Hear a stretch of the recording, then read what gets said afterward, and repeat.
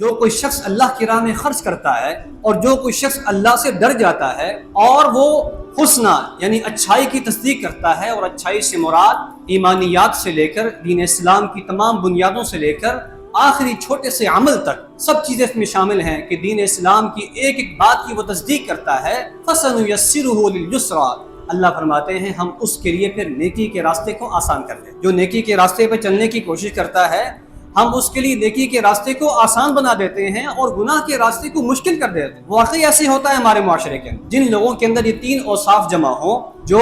بخیل نہ ہوں، اللہ کی راہ میں خرچ کرنے والے ہوں اور اللہ کے لیے خرچ کرنے والے ہوں، اللہ سے ڈرنے والے ہوں، اور